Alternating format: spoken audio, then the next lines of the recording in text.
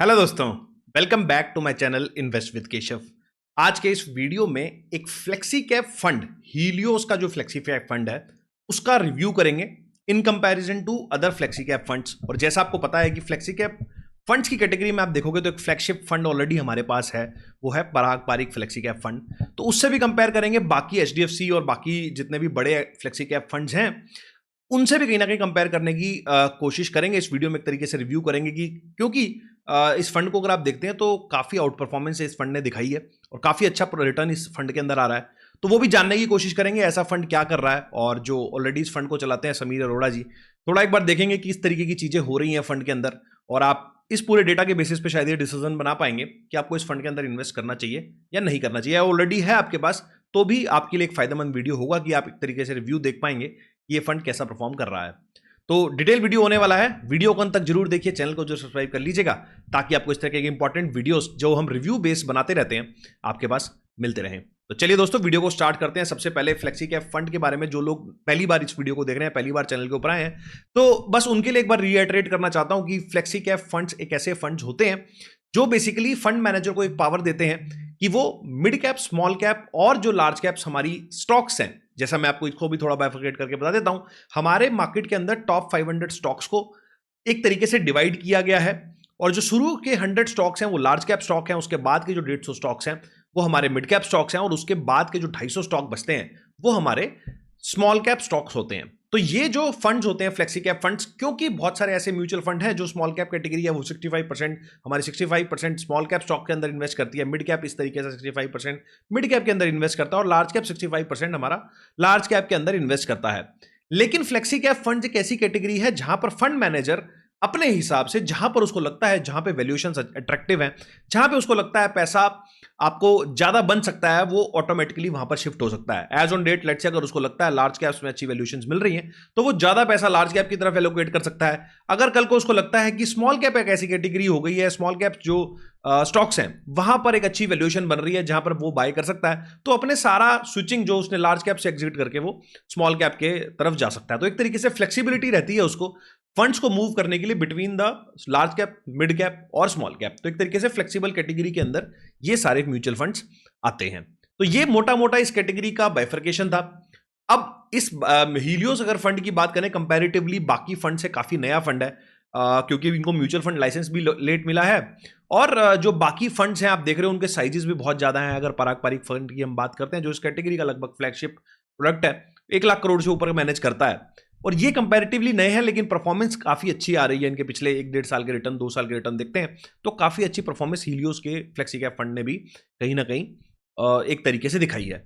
अब आपको एक बार स्क्रीन पे लेके चलता हूं जहां पर कुछ चीजों के बेसिस पे जो हम हमेशा यूज करते हैं टिकर टेप इसके लिए, वहां पर इसको एक बार रिव्यू करने की कोशिश करते हैं। चलते हैं एक बार स्क्रीन के ऊपर और यहां पर हम आ गए हैं। अगर आप देखेंगे, एक सेकंड मेरे को लगेगा इसको, हाँ, तो ये मेरे सामने, आपके सामने ये ऑलरेडी यहाँ पर इसका जो पोर्टफोलियो है वो खोल लिया है। आई होप मेरी स्क्रीन आपको विजिबल होगी।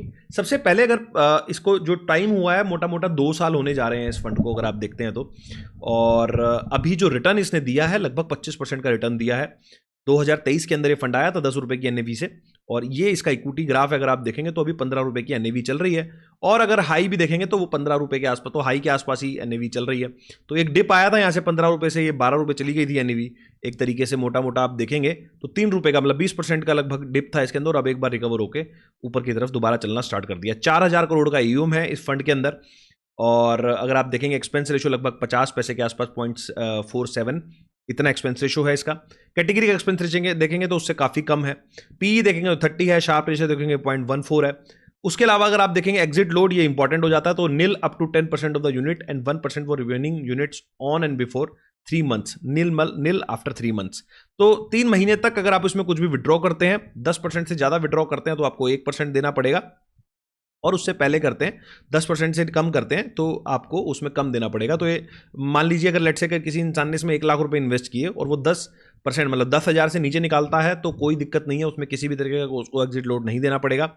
और अगर 1% से ज्यादा निकालते हैं तो उस वाले केस में उसको 3 महीने के अंदर अंदर अगर वो निकालता है उसको, तो उस वाले केस में 1% का उसको एग्जिट लोड देना पड़ेगा। तो एक तरीके से एग्जिट लोड वाला फंड है ये। अब बात करते हैं रिटर्न्स की। अगर रिटर्न्स की बात करेंगे, ये मैंने खोल लिया है इसके रिटर्न्स, तो बाकी लोगों से एक बार कंपेयर भी कर सकते हैं। हीलियोस का एक फ्लेक्सी कैप है, यहाँ पर हमारे पास पारक पारिक का फ्लेक्सी कैप है और एचडीएफसी का फ्लेक्सी कैप है। तो आप एक साल का रिटर्न देखिए, 4.67% का रिटर्न है, वहीं पराग पारिक का 7.98 है और एचडीएफसी फ्लेक्सी कैप का देखेंगे तो 5.70 है। और अगर आप सीएजीआर की बात करते हैं तो कंपैरेटिवली काफी नया फंड है, तो अभी इसका लाइफ टाइम सीएजीआर देखने का कोई खास मतलब है नहीं। तो अब फिर भी अगर मान के चलें इनकी 25% की है, इनकी 19% की है, इसकी 17% की है, 3 साल का भी क्योंकि डेटा ही नहीं है हमारे पास, तो वो भी कहीं ना कहीं अभी कंपेयर नहीं हो रहा है।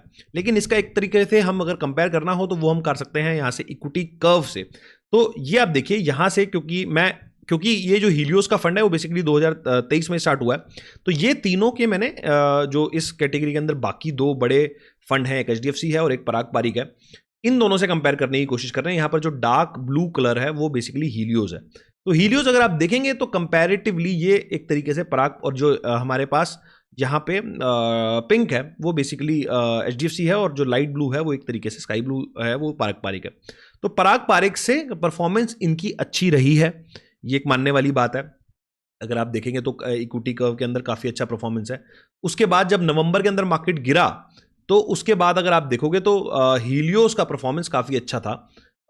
ये नवंबर के अंदर जब मार्केट गिरा तो एक कम गिरा, फिर धीरे धीरे धीरे जनवरी फरवरी में आते आते इन्होंने काफ़ी ज़्यादा गिरा यहाँ पर हीलियोस का, और उसके बाद अब ये रिकवर होना स्टार्ट हो गया। और अगर आप देखोगे तो ऑलमोस्ट ये जो इक्विटी कर्व है इनका, वो एचडीएफसी का जो फ्लेक्सी कैप फंड है उनके भी ऊपर जा रहा है, और पराग पारिक फंड को कहीं ना कहीं ह्यूज मार्जिन से कहीं ना कहीं बीट कर रहा है एज ऑन डेट। अगर हम देखते हैं तो काफ़ी फर्क आता जा रहा है। तो ये एक तरीके से टक्कर दे रहा है बाकी दो फंड्स को, लेकिन थोड़ी हिस्ट्री कम होने की वजह से अभी थोड़ा कंपैरिजन करना 2 साल के बेसिस पे थोड़ा मतलब जल्दी होगा।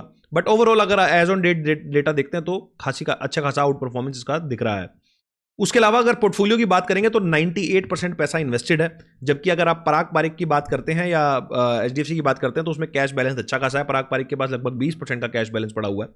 तो ये इंटरनेशनल में भी कोई इन्वेस्ट नहीं करते, और आज की डेट में अगर आप देखेंगे तो इनका अगर टॉप होल्डिंग देखनी हो तो प्राइवेट बैंक्स के अंदर लगभग 12% है, स्पेशलाइज्ड फाइनेंस के अंदर 7% है, टू व्हीलर के अंदर 5.98 है, रिटेल ऑनलाइन के अंदर 5.45% इनका पैसा है।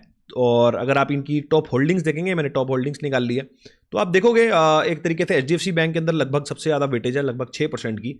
उसके बाद आईसीआईसीआई बैंक और जोमैटो के अंदर आप देखो तो 4.21%, ये इनकी थर्ड सबसे बड़ी होल्डिंग है। पेटीएम के अंदर भी अच्छा खासा पैसा डाला हुआ है। अदानी पोर्ट, बजाज फाइनेंस, भारतीय एयरटेल, भारत इलेक्ट्रॉनिक्स, बीईएल भी लिया हुआ है इन्होंने, स्टेट बैंक ऑफ इंडिया, यहाँ पे आप देखेंगे हिंदुस्तान पेट्रोलियम, कोटक महिंद्रा बैंक, सारे ही फंड्स इन्होंने अगर आप देखोगे तो ये सारे स्टॉक्स इन्होंने, वरुण बेवरेज, केपीआईडी टेक्नोलॉजी, ये पॉलिसी बाजार, ये सारे इन्होंने यहाँ पर, सीमेंस भी लिया हुआ है, 361 भी लिया हुआ है, फोर्टिस भी लिया हुआ है। ये सारे फंड्स इन्होंने कहीं ना कहीं, ये सारे स्टॉक्स इन्होंने अपने फंड के अंदर दिए हुए हैं। मैं एक एक करके आपको दिखा सकता हूँ। एचडीएफसी एमसी भी 1% के आसपास है, और श्रीराम फाइनेंस भी है, इंटरग्लोब एविएशन भी है, एमसीएक्स हो गया, लेमन ट्री हो गया, बजाज ऑटो हो गया, केपीआर मिल हो गया, ओसवाल पंप्स हो गया, ट्रेवल फूड सर्विसेज लिमिटेड हो गया, अदानी एनर्जी सॉल्यूशंस हो गया, मुथूट फाइनेंस हो गया, आईटीसी होटल्स है, हनीवेल ऑटोमेशन है, और ICICI Lombard, Gokaldas export, Indian hotels, Aadhar housing finance, ये सारे फंड्स इन्होंने, नीवा बूपा, ये सारे टाची भी इन्होंने लिया हुआ है। ये हालांकि इनकी परसेंटेज कम है, 1% से भी नीचे है ये फंड का। Axis bank I think zero ही हो गया, एक्सिस बैंक तो माइनस ही कर दिया है। तो ये सारे स्टॉक्स हैं, और अगर आप देखते हो ये मैनेजर्स की प्रोफाइल है, 5,000 करोड़ रुपए के आसपास का लगभग इसके अंदर पैसा मैनेज हो रहा है।